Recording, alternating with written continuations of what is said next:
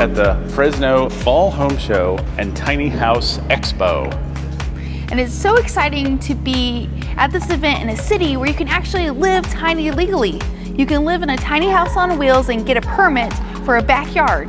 It's amazing. This city started a huge ripple effect of legal progress around the country. And you know, this is our third time being here because of that reason.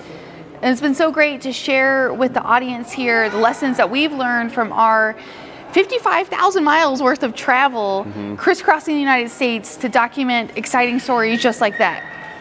And on display they have tiny houses of all shapes and sizes. And what I personally really love about this event is because it's also a home show, you get people who maybe are just curious about tiny houses.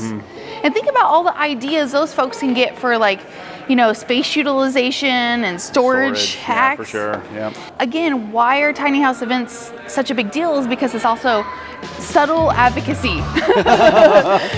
It's like if someone walks into one of these and says, you know, I don't want to live here, but I see how cute and comfortable it is, then they might welcome one in their neighborhood. So while we've been here, we've got to see a variety of different structures, from 84 square feet to 300 plus. Okay, we are with power couple and co-founders of Matcha Collective, our favorites, Shayna and Tessa. Hi. Hi. And for those of our viewers who don't know, what is Matcha Collective? We are a network of support for tiny house enthusiasts and DIY builders. So basically, we collectively help each other figure out how to do tiny and share resources and knowledge so that we can make our dreams come true. Oh, that's beautiful. And you guys have been co-building your personal tiny home, right? Yeah, the bacon box. Yeah, it's been an ongoing project now since March of 2018, but you know, it's been awesome to be able to share this journey with people. A lot of people who have never even touched drills or power tools come and they start working on our house, and then they install siding and they feel a lot more empowered to take on a project like this themselves. And so it's really awesome. I love it. Yeah, a lot of people also learn in the process that building themselves is not for them because they see what it all takes, which is a part of it for us. Like, we want to have people have a realistic expectation of the journey and like figure out what's the best option for them. Like, is tiny house the best option for them? Is building themselves the best option? And some people just come out to build community and like connection so that they can ask questions. Even if they know they're not going to be building their own, it's still fun to like work on a tiny house. So yeah. Oh, that's a really great point. You know, there's something to learn or community to be had either way. Oh yeah. And something I noticed is that you guys are constantly putting out really great workshops and webinars, I guess online workshops. Yeah. Do you guys have any upcoming workshops? I'm actually going to be doing the next one. Yeah, I'm doing a fun one on gadgets and doodads that'll make it like fun to live in your tiny house, but also useful, like efficiency and just tools that have made it already, like through the build, but also when you're living in a tiny house. And so, I mean, like the ulterior motive for that is Christmas is coming up too, so it might inspire some ideas for what you could get for the tiny houser in your life. No, most of our workshops are about the different parts of the process when it comes to going tiny. You know, we've got a budgeting and planning workshop. Tessa does a great one on legally living tiny, and it hits on a lot of the things that you guys are covering on your journey with your documentary, which is, I think, crucial for anybody who's wanting to make this transition. Because it's more, going tiny is more than just changing what kind of house you live in. It's changing your life, and you need to understand the nuances and the barriers to that. There are fun workshops, you know, when it comes to like the hands-on, figuring out plumbing, understanding electrical, all that kind of stuff. But then there's also like, we have a security one that was pretty well received. And how do you stay safe in your tiny home? Yeah, exactly. Yeah. That's a really important thing and part of living. So, and it comes up like pretty frequently that people ask about that. So back here is Caleb, and he's one of your Latch community members, yeah, right? He is a co-op member of Matcha Collective, and so we've got 12 co-owners, and everyone in our community can become a co-owner, like, and help run the business. So yeah, Caleb built this home in the last year at our main like Latch site, and so we've had a few co-builds to help him build. But yeah, he's great. That's cool. And a good design perspective, so it's cool to bring his house out and his micro, very, very small house. But yeah. Yeah, there's a lot to consider. Yeah. Which is why you should become part of Matcha Collective if you're in the greater LA area, but even if you're not, with all their awesome webinars, you can participate from home. So check them out. Yeah, online webinars. Fabulous. These guys are the best. Look them up.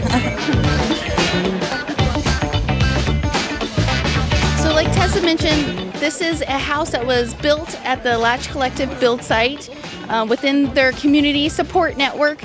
And it's a micro cabin built by Arch Tiny. It's 84 square feet.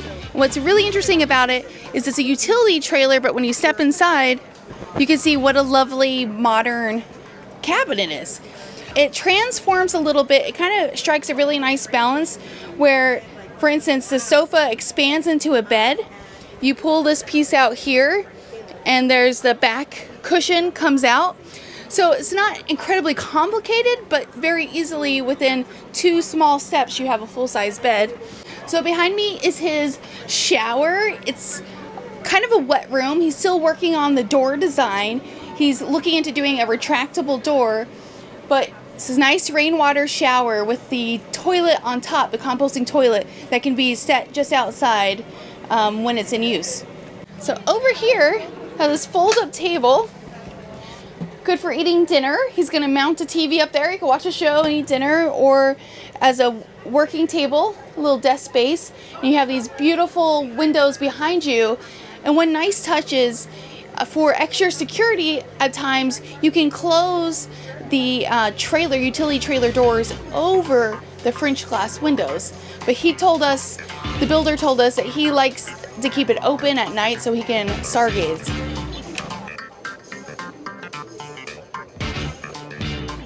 One of the cool things is it's a smart house design. So instead of light switches, you just ask Alexa, turn off the lights. One nice thing about having everything hidden behind these sleek cabinets is it keeps the space feeling open. And I think that's really important for only 84 square feet of living space.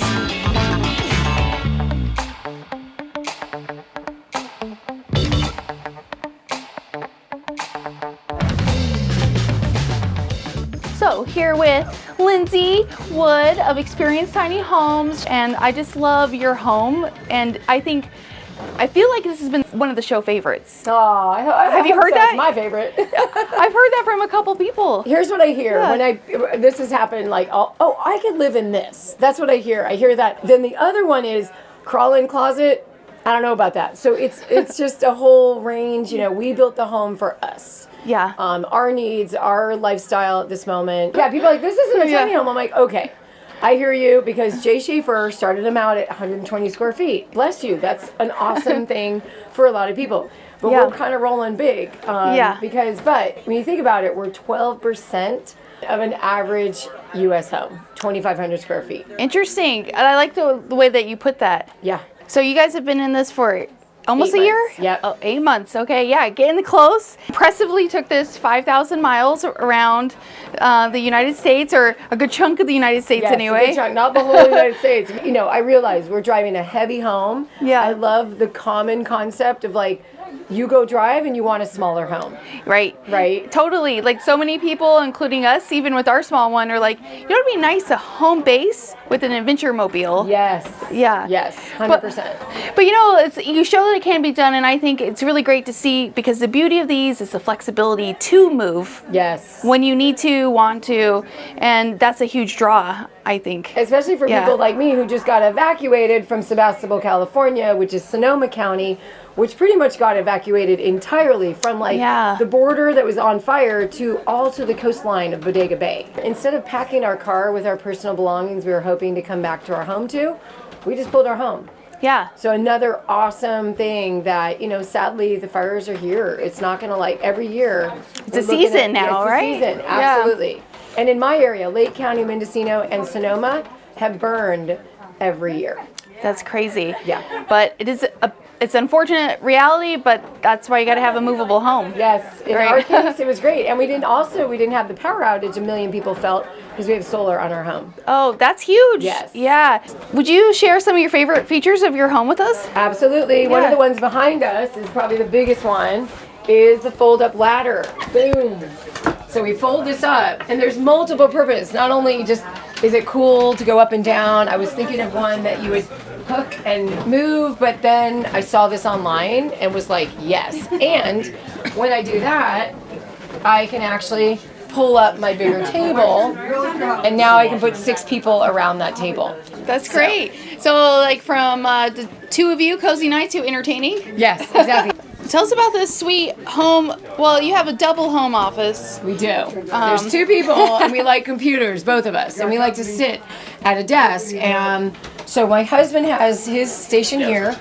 This is his domain. He's the chef of the family. So we thought him having this desk nearby would be great. And then I'm on the phone. I'm the gabber, blah, blah, blah. Let's put her behind a door. Right. So we can soften the sounds. And that's right up those stairs with a Murphy bed where I sit at the desk. Fantastic. And so the Murphy bed is now like a guest sleeping area? That is, yeah. When my parents came, my mom would not be coming down that loft ladder. So we would put them up there. What are the dimensions of your house? So we're 33 feet long, we're 8.5 feet wide, which is the legal limit for driving on the road, and we're 300 square feet with the loft. Oh, right on. Yeah, definitely a good living in size. And I know you guys have a lot going on. One thing to point out is both Lindsey and I are board members of the Tiny Home Industry Association. That's right. We're doing our best to help with the legal acceptance of tiny houses. Well, Lindsey, where can people learn more about what you are doing, you and your husband? ExperienceTinyHomes.org online, as well as at ExperienceTinyHomes on Instagram, Facebook. Well, good stuff. Great to connect. Thank you, Christian, behind the camera.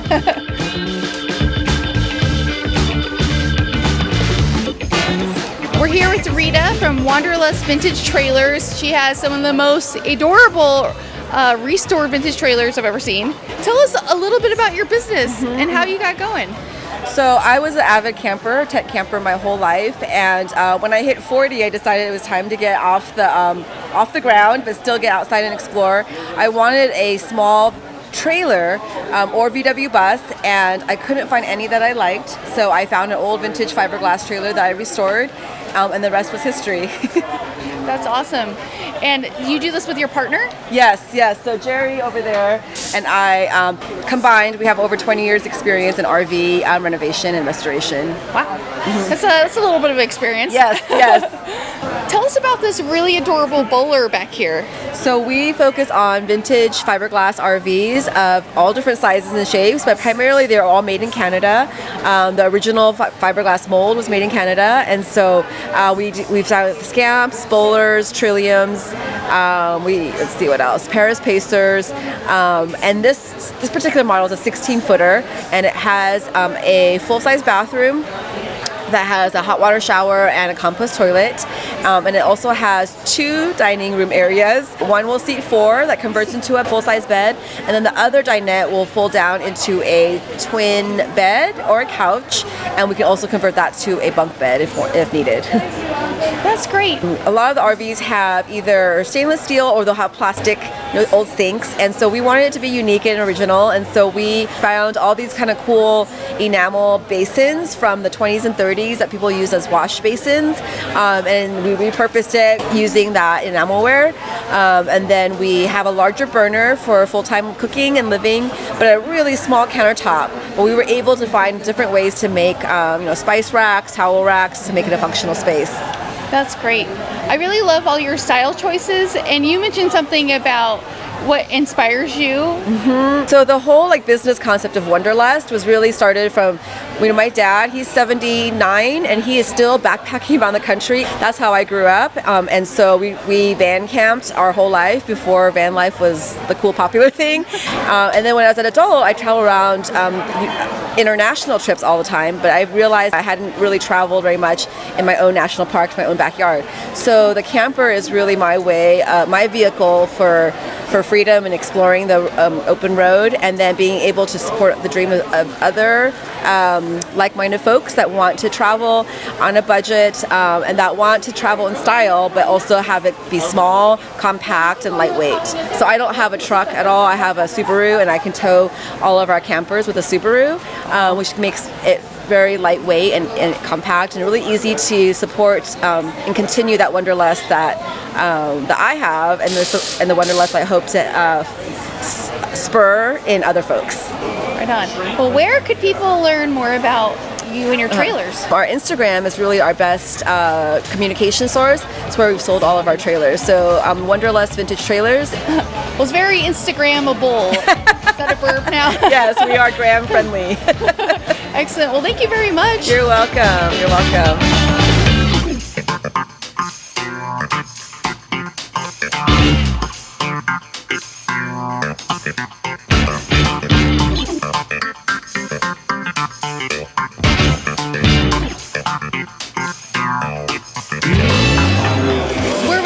Mosley, the owner of California Tiny House, which is a rock star builder based here in Fresno. Thank you.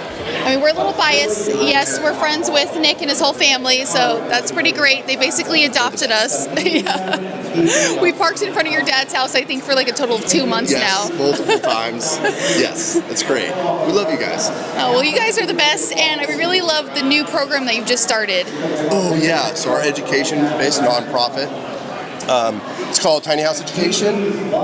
Teach, build, give, and the whole thing behind it is we want to bring vocational trade skills back into high schools. You know, there's this weird, it was probably about 15 years ago, everything was getting converted to computer labs. Well now, I mean, every kid's got a computer, you know, or faster computer in their pocket. Yeah. And so they don't need computer labs anymore. What we need in this country is trade skills, you know, our youth coming up and getting valuable skills, because let's face it, you know, up until this point, everyone promotes college like it's your only option. If you don't go to college, then you're working at McDonald's, you know. Not throwing a plug out for McDonald's, but those aren't the only two options, you know. We're trying to say that, hey, you know what, vocational schools, being a plumber, being an electrician, that should be equal with college, you know, because it's not for everyone.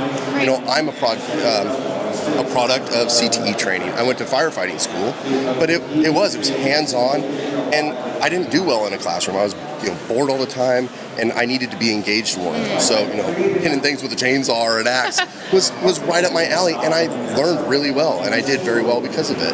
And that's what led me to, you know, starting all this stuff. That's incredible. And how many schools are you working with now? So far, 56 schools have actually been involved in the program, and we have 42 high schools that are building tiny houses as curriculum in their school. Movable tiny homes, too. That's crazy. Yeah. And it's a perfect full circle, too. So, especially with California being the leader in the legal tiny house, you know, world. So what do you think is the next step for the program? Well, speaking of full circle, great full circle story here. So we started this 4 years ago, and I've had multiple classes and multiple students go through this program. I now have 3 students that we've employed that are the best employees we've ever had. Are you serious? Yes. Wow. I know, I don't tell a lot of people this, but it's true. That's full circle. They got jobs straight up. One of them's still in high school right now. Wow. They're driven.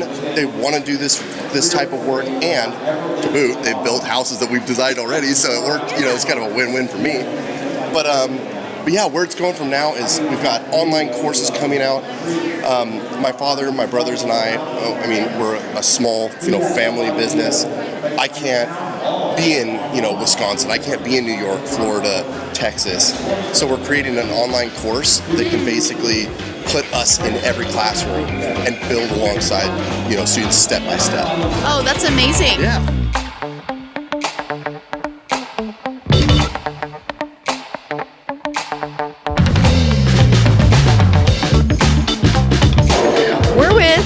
Carpenter, and she does have some carpenter skills, actually. That's not just her name. She's heading up a high school tiny house building program. Tell us a little bit about your program and what school you're with. Sure. I'm with Mendota High School. We are on the west side of Fresno County. This is our first tiny house that we have started 2 years ago. We are about 2 months away from being done. If you go tour it today, there's a little bit things that are unfinished, some paint and some things that we added. But we wanted to bring out a project to our students that we can give them work experience. I got introduced to tiny houses 2 years ago through Nick Mosley from California Tiny House and their Tiny EDU program. They provide training for teachers to teach us how to build a tiny house. And I brought my admin out to one of the workshops and said, we need to do this. We need to give our students this opportunity. They said, okay, and here we are 2 years later with our almost completed tiny house. So.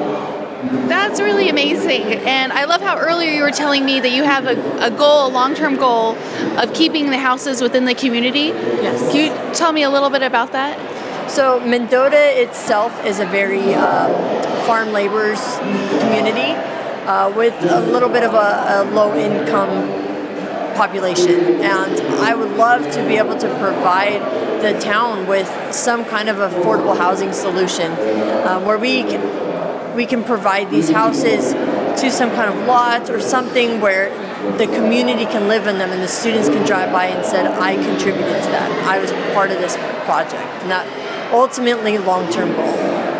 Well, thank you so much for sharing that, and I wish you the best with your future tiny house builds, and you should know that you can buy this house soon, right? Yes, it is for sale today. We're asking $45,000 just to cover the cost of materials. We're a school, we're not trying to make a profit, we just want to get that money back so we can go and build number 2 and keep the program self-sustaining. So, well, that's a hell of a deal, if I do say so. What's your name? My name is Rogelio. I am from Mendota High School. Well, what's something that you've learned from this process? Actually been learning a lot of things. It's been an experience. I've been learning how to maintain a house and been learning how to work with wood and everything, like with painting. Those are some really great skills to take with you in the future when you're a homeowner. Or do you have any interest in being involved in construction? That is actually my second choice, the second backup plan, which I've been learning a lot out of my construction class. Been an experience. It's pretty cool. Right on. And what's your first career choice? My first choice is criminology. Hopefully trying to go to Fresno State to get into criminology, get a bachelor's. That's great. Well, it's really nice to meet you, and you guys are doing a fabulous job. Thank you.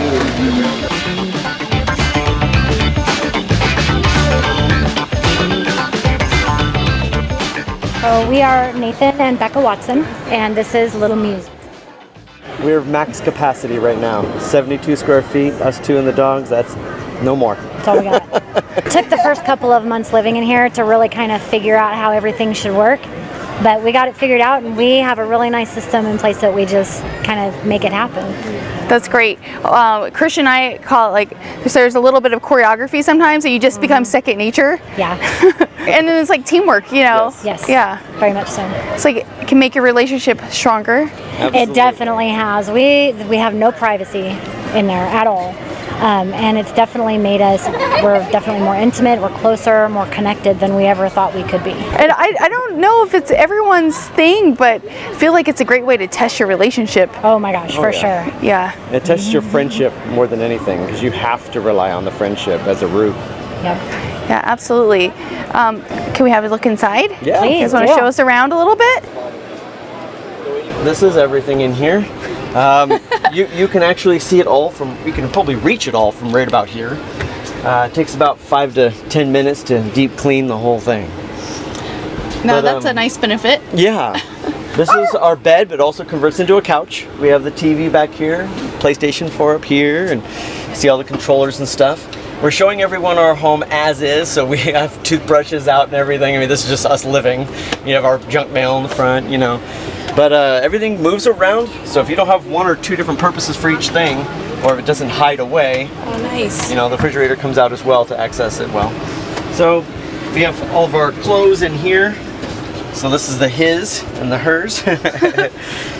Nice. And you know, I've heard at a lot of events is that people really do like to see a lived-in space. Like, where do you store your toothbrushes? Yeah, this isn't just modeled hide everything, you know, hey, this is just what it looks like when we're living in here. Exactly. It's like cozy and it's great and it's practical. Yeah. Yeah. Very much. We absolutely love it. We've loved it more and more as we got used to it, you know, through the first few stages where we thought we could anticipate everything that we thought we would come up against. No, there was new things, new challenges. And well, thank you very much for showing us your welcome. space. Carrie, I'm so happy to see your bus. And I realized I've seen you your name all over Facebook. Yeah. So it's Carrie Gayu and on Facebook, and then it's If Wishes Were Horses Bus on Instagram. Oh, that's lovely. Yeah, it's a small, tiny world. Yeah. Especially online, and it was like it's funny to see people in the online space, and then it's great to meet them in person. I know. I ran into my first schoolie couple when I was in Joshua Tree. Oh, right on. Oh, it's a schoolie. Could you tell us a little bit about your bus? That's who built it first off? Okay, it was Yeti Bus build. They're in Sandpoint, Idaho, and Stillwater Woodworking does all the woodwork, and so they partnered together. So, could you give us a little tour around the space? Sure. So, this is where I drive it. This is my wood stove. All the counters are teak, and we got teak because we were going to get maple. And then they called me and said, "Hey, Carrie, teak's on sale. Do you want that? Same price as the maple." I was like, "Yeah, let's do that." So we worked really close together in collaboration. The cushions are from Hearth and Home on Etsy. They were really great to work with. And there is storage. So there are 2 boxes of storage. They actually wanted to do a pull-out bed, and I said, "No, I don't want to do that. I just want to, this is what I want." So they did that. This is my refrigerator. It's a winter, and it's a 2-zone refrigerator. Everybody says, "Is there a freezer?" And I go, "No." I can go out to the store if I want a freezer. Yeah. And I get this locked down. Eventually what I want to do is put a tray underneath here that screws into the top, so I don't have this unsightly rope around it. Oh, understood, when you move. Yeah, when you move, everything's got to be tied down. So I got a Krause sink, and I really wanted to have a like a farm sink. And they said, "Yeah, that's probably not going to happen. There's not a lot of space." Yeah. But I sourced the sink, and I didn't want stainless steel. I knew that. And what this is stainless steel, but it has an enamel coating. Oh, lovely. So what's great is I put a blanket in here, I put the Berkey in here, I put the base for the blender in here, and then roll this up and take this. This fits perfectly, like right there. And then everything else goes into their places. Oh, wow. And I've got 2-zone lighting. It's LED along the sides. And then this is the lighting for here, which is nice. Very nice. I also have a foot pump for when I want to use the water judiciously. And then this is the propane turn on. So that's open. So that is my propane stove. And then I have on-demand water heater. What size tanks do you have? So I have a 60-gallon water tank and 60-gallon gray water tank.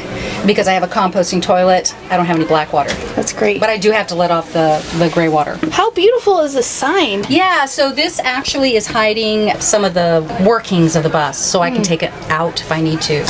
This is an external pocket door, and they were originally going to do a barn door, and then they called me and said, "Well, we don't really have the clearance.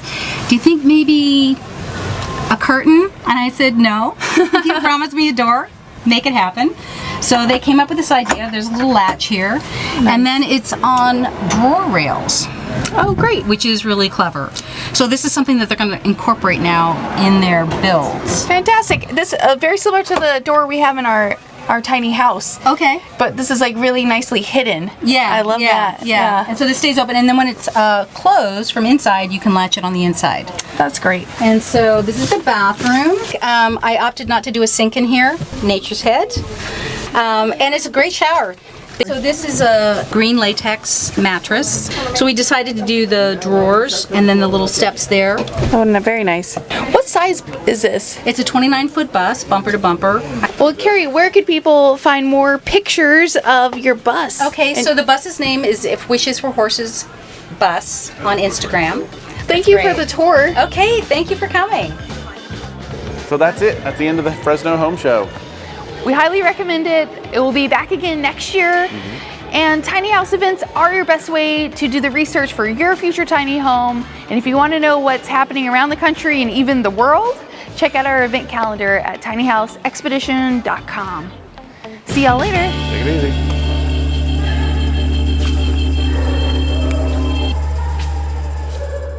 Hey guys, it's Alexis. And Christian. Thank you very much for watching our video. Yes, and subscribing to our channel. And don't forget to check out more tiny house stories. And tours. Oh, and don't forget to join us on Patreon. And again, don't forget to subscribe. See you next time. Take it easy, guys.